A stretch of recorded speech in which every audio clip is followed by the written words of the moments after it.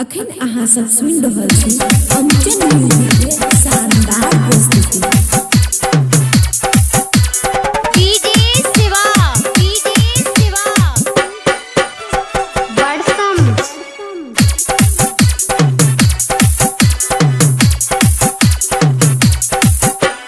सुना ये सखी हमर सैया नसीला,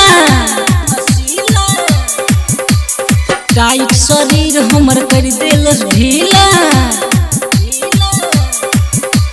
सुना ये सखी हमर सैया नसीला, टाइट शरीर हमर कर देलस ढीला। कितनो चिल्लाई कितनो छटपटाई नशा में तनको न गंबा। आई रे माई अब का करी, डाले सुता के रोजे बड़ा बेशरम बा, बड़ा बेशरम बा। डाले सुता के रोजे बड़ा बेशरम बा, बड़ा बेशरम बा। सुना ये सखी हमर सैया नसीला, टाइट शरीर हमर कर देलस ढीला।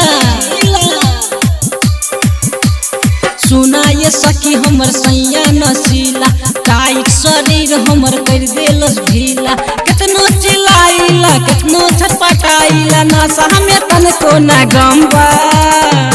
आई रे माई अब का करी, डाले सुता के उता बड़ा बेशरम बा। डाले सुता के उता बड़ा बेशरम बा।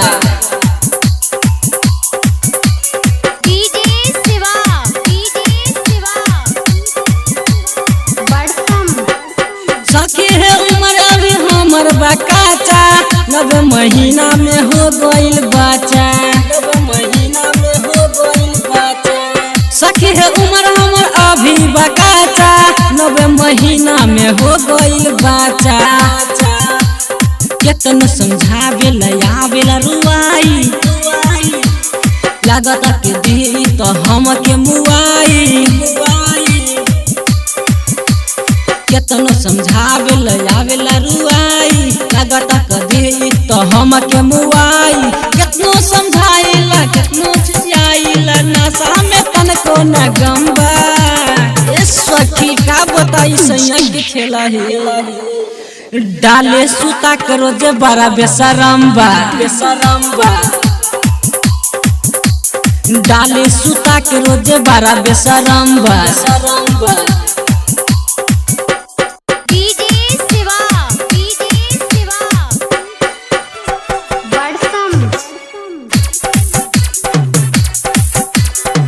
रिकॉर्डिंग स्टूडियो बलुआहा।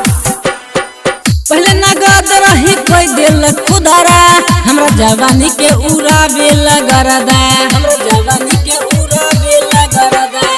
पहले नगद रही का दिल खुदरा, हमरा जवानी के उड़ावे लगरदा। केतनो समझाई मुरारी बलम के, रात भर हिलावेला हमारो पलंग के।